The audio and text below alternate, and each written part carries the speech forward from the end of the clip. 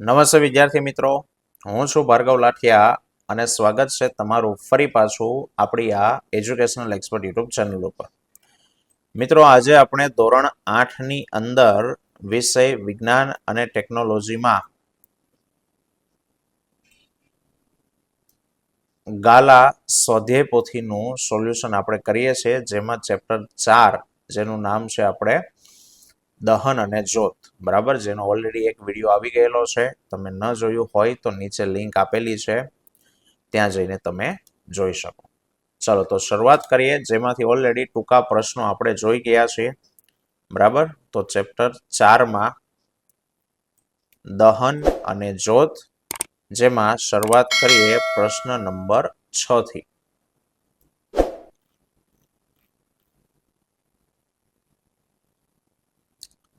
પ્રશ્ન નંબર 7 થી કે નીચેના પ્રશ્નોના ટૂંકમાં ઉત્તર આપો.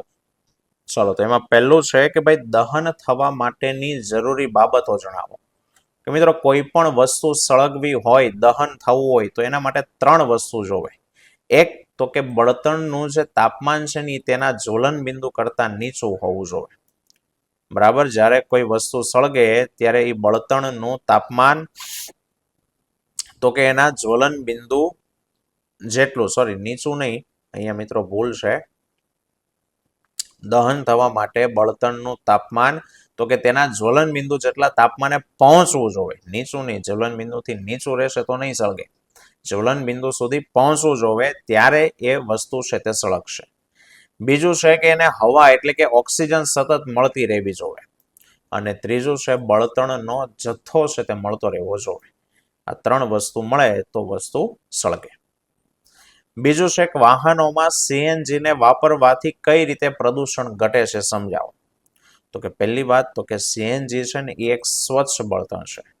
સ્વચ્છ બળતણ એને કહેવાય કે જે જ્યારે સળગે ને ત્યારે ધુમાડો ઉત્પન્ન ન કરે કે કોઈ રાખ ને એવું છૂટું ન પડે, તો એ સ્વચ્છ કહેવાય.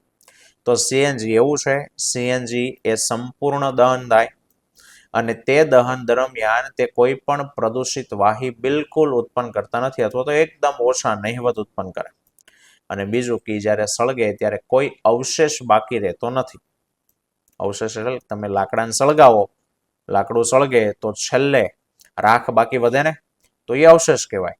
એમ આ જ્યારે સળગે ત્યારે કોઈ અવશેષ બાકી રહેતો નથી, અને એટલે સીએનજી આ રીતે પ્રદૂષણ ઘટાડવામાં આપણને મદદ કરે.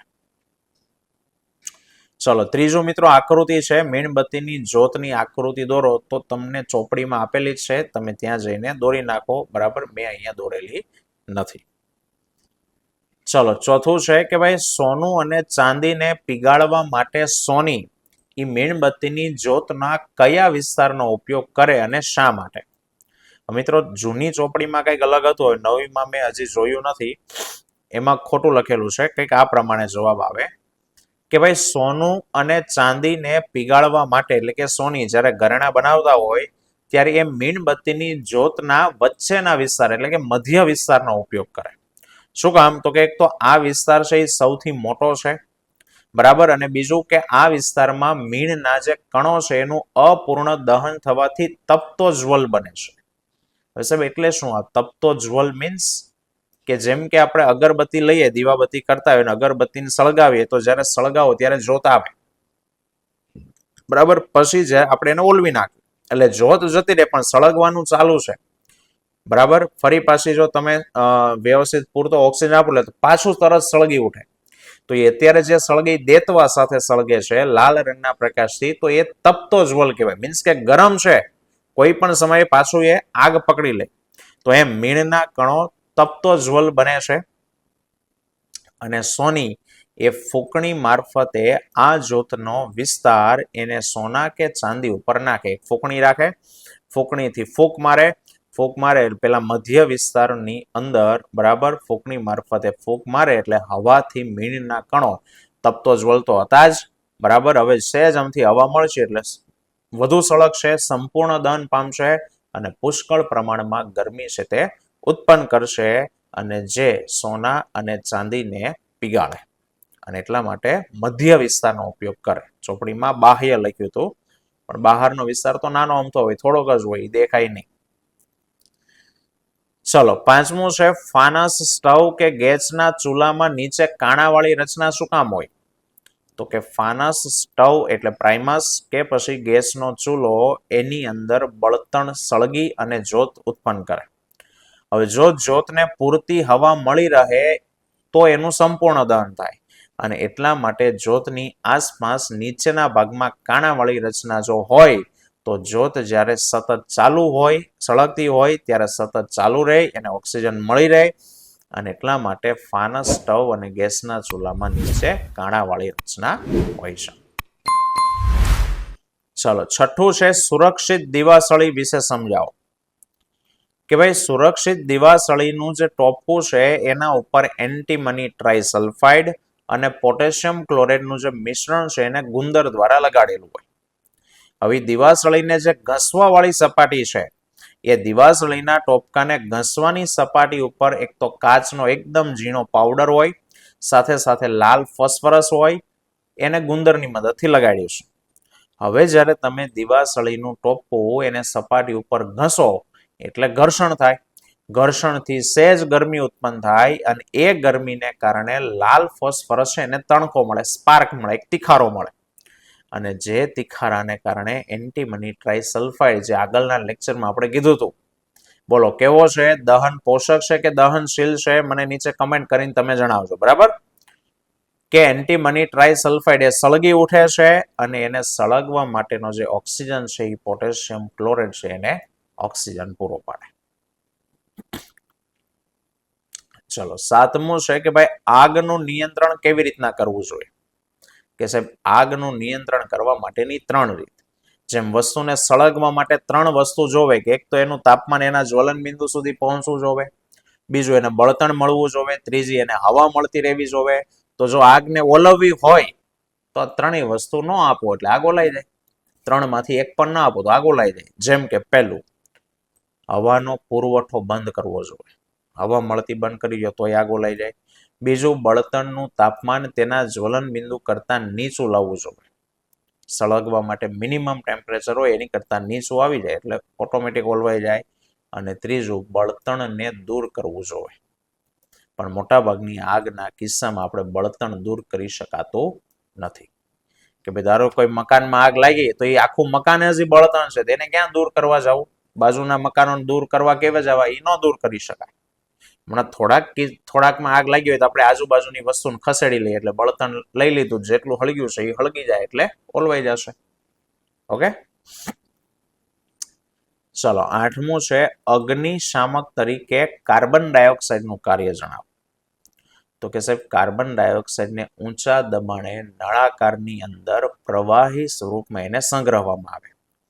જ્યારે તેને નળાકારમાંથી છોડવામાં આવે છે ત્યારે તે કદમાં ખૂબ જ વિસ્તરે એટલે કે ફેલાય છે અને એ ઠંડો થાય છે.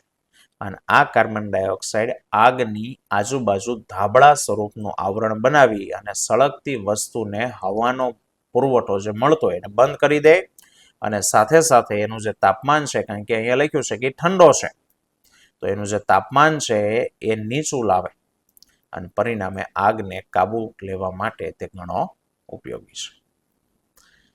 ચલો નવમું છે દહનના પ્રકાર જણાવો. તો મિત્રો દહનના 3 પ્રકાર છે. એક ઝડપી દહન. એમાં શું થાય? તો કે એમાં પદાર્થ ઉષ્મા અને પ્રકાશની હારે સળગવા લાગે. બીજું સ્વયંસ્ફુરિત દહન. સ્વયં પોતાની જાતે સળગવા લાગે એટલે પદાર્થ અચાનક ભડકો થઈને સળગી ઉઠે. અને ત્રીજું વિસ્ફોટ. ફટાકડો ફૂટે તો ત્યારે ગરમી પણ ઉત્પન્ન થાય, અવાજ આવે, પ્રકાશ પણ ઉત્પન્ન થાય, તો એને કહેવાય વિસ્ફોટ. ચલો 10મું છે ગ્લોબલ વોર્મિંગ એટલે શું? તેની અસરો જણાવો. મિત્રો આઈએમપી પ્રશ્ન. કે પૃથ્વીના વાતાવરણમાં થતો તાપમાનનો વધારો એને કહેવાય ગ્લોબલ વોર્મિંગ. પૃથ્વીનું તાપમાન વધવા લાગે તો એને ગ્લોબલ વોર્મિંગ કહેવાય. હવે ગ્લોબલ વોર્મિંગથી થાય શું? તો કે અને પેલી તો કે આ તાપમાન વધે શું કામ? તો કે બળતણોનું જે દહન છે એ દહનથી કાર્બન ડાયોક્સાઇડ ઉત્પન્ન થાય અને એ કાર્બન ડાયોક્સાઇડ વાયુ એનું પ્રમાણ જો વાતાવરણમાં વધે તો એનાથી ગ્લોબલ વોર્મિંગ થાય છે. હવે ગ્લોબલ વોર્મિંગને કારણે તાપમાન વધ્યું, તાપમાન વધે એટલે જે ધ્રુવ પ્રદેશ પરનો બરફ છે એ બરફ પીગળે. બરાબર, હવે બરફ પીગળે એટલે પાણી દરિયામાં આવે. તો દરિયાની નજીકના જે કિનારાવાળા વિસ્તારો છે એ પાણીમાં ડૂબી જાય. દરિયાની સપાટી ઊંચી આવે, નીચાણવાળા વિસ્તારોમાં પૂર આવી જાય, ડૂબી જાય, તો આવી સમસ્યાઓ ગ્લોબલ વોર્મિંગથી સર્જાય. ચાલો, અને 11મું છે કે ભાઈ જુદા જુદા બળતણના કેલેરી મૂલ્ય જણાવો. તો મિત્રો, છાણા માટે કેલેરી મૂલ્ય 6000 થી 8000, લાકડા માટે 17000 થી લઈને 22000, કોલસા માટે 25000 થી 33000, પેટ્રોલ કેરોસીન માટે સરખું છે 45000, મિથેન અને સીએનજી નું સરખું છે 50000, એલપીજી માટે 55000, બાયોગેસ માટે 35000 થી લઈને 40000, અને સૌથી વધુ તો કે હાઇડ્રોજન.